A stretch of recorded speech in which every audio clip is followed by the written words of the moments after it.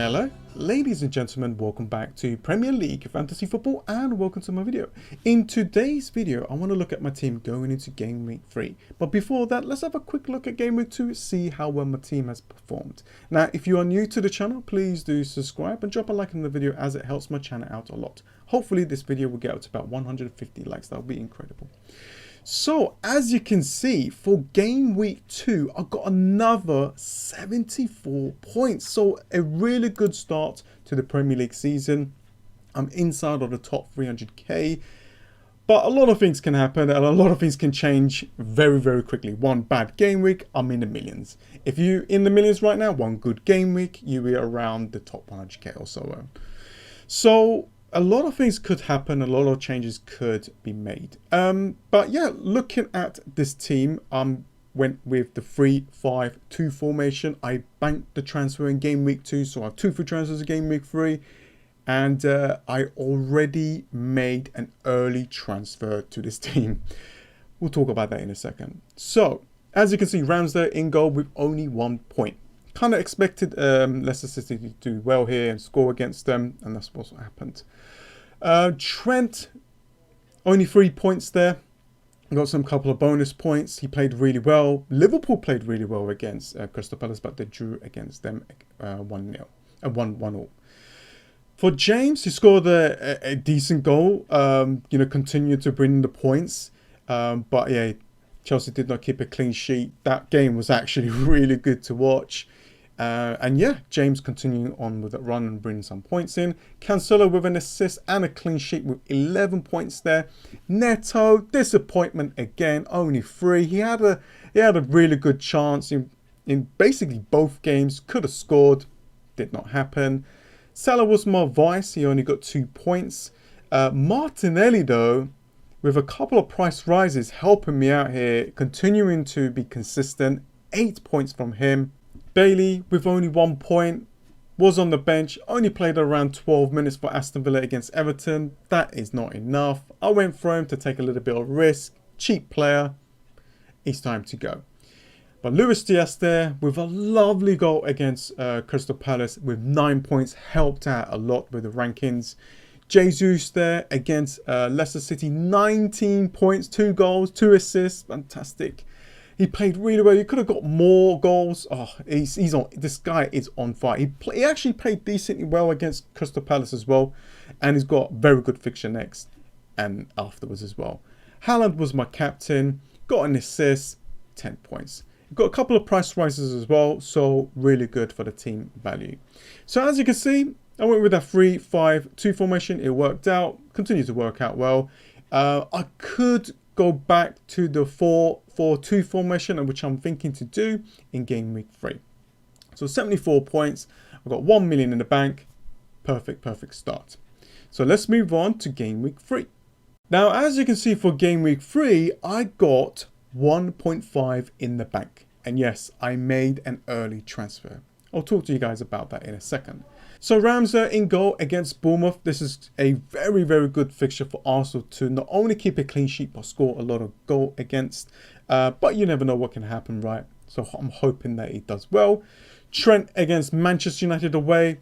This is a very, very good fixture against Manchester United. Manchester United is just not playing well at all. They are all over the place, and I can see Liverpool doing really well here. Even though Liverpool drew against Crystal Palace, we saw them actually playing really well. They passed really well, they played really well, and they continued, and then they got that draw against Crystal Palace with 10 men. And they could have got more, to be honest with you. They had so many chances, and against Manchester United, I can see a lot of goals. James against Leeds away. I think this is a good fixture for Chelsea to keep a clean sheet. I'm actually thinking to bring in another Chelsea defender. We're going to talk about that in a second. Cancelo, same thing for Manchester City. I'm looking at another Manchester City defence because I can see this game, you know, them keeping a clean sheet against Newcastle away. I don't think it's going to be a high scoring game. It might be like 1-0 or 2-0 or something like that. And that's perfect for Cancelo to bring in the points. So let's move on to the midfielders. So as you can see, these are my midfielders going into game week 3 so far. Now hear me out. For Bailey, I removed him really early. I got rid of him and I was looking for a player that was going to have a price rise. Da Silva scored 2 goals with I think 2 shots. And I thought, you know what? Even though those stats are not the best stats in the world, his price is going to go up, and I only bought him for that. Because if his price goes up towards the end of the week, then I'm going to make a little bit of value. And for me, if I look at my team, there is no players that I actually really want to get rid of. So it was kind of a luxury move, to be honest with you. So I wouldn't recommend doing that. But this season, I'm going to be looking at those players that I actually want to get rid of, you know, and get rid of them fast and change it up a little bit. And look at the team value as well early on, so I can get a good team value towards the end of the season. So I'm basically doing a little bit of investment here. It might not be the best move. And to be honest with you guys, I'm actually going to bench him because I'm looking at a defender. I'm looking at a Chelsea defender, Manchester City one, or Perisic from Tottenham against Wolves. I do have 1.5 million in the bank to kind of help me out with that. So that's why, like, you know, if I remove Patterson from Everton or something, that is 4 million. With that 1.5, I got 5.5 million to kind of spend for a defender role. So that's what I'm thinking to do. Anyways, let's move on. So Neto against Tottenham, not really expecting too much from him, to be honest with you right now. Didn't bring the points in the first 2 game weeks, and I think it's kind of getting there to that point where I need to remove him. Salah away against Manchester United. I think this is going to be a very good game for Liverpool. A lot of people are going to be banking on Salah to do well. Martinelli against Bournemouth. Hopefully he can continue the streak. Hopefully he can get a return. Da Silva is pretty much going to be on my bench, although he does have a good fixture against Fulham. And Luis Diaz against Manchester United.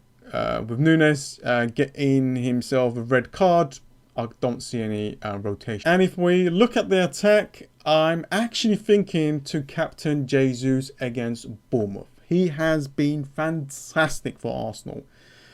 I know he didn't get any return in game week 1, but he played really well in the pre-season. Still continued to play decently well against Crystal Palace, and he did fantastically well against Leicester City. Against Bournemouth, the next fixture, I think is like Fulham or Aston Villa or something like that. Very good fixtures for Arsenal. Definitely triple up on them is a good way to go. I don't know about their defence, but I think their attackers definitely. And Haaland there against Newcastle, another good fixture for Haaland to actually get some returns. So I can see 3 players here that has got a fantastic fixture to get a lot of points. And you know what? In game week 4, I don't know who I'm gonna pick because it's going to be difficult. All of these players are going to be playing at home. So that is pretty much it, guys. Yeah, let me know in the comments below what you're thinking to do, how well you did in game week 2. What are your transfers? For me, look, I bought in Da Silva. You know, I got the price rise on him. Hopefully he gets another price rise. That would be fantastic. I'm definitely thinking to bench him because I am thinking to bring in a defender. It could be Walker. It could be, to be honest with you, any Chelsea defender that is around 5.5. And Perisic, that's another player that I'm looking at. So those are the transfers that I got planned in mind. I'll go and talk to you guys about this again towards the end of the week.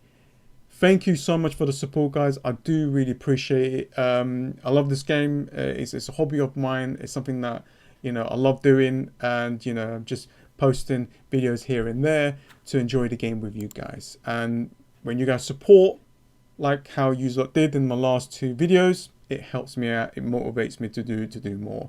Hopefully this season is my season, but it's early on stages right now. Anything can happen. So anyways, guys, thanks for watching, and I'll see you guys next time. See ya.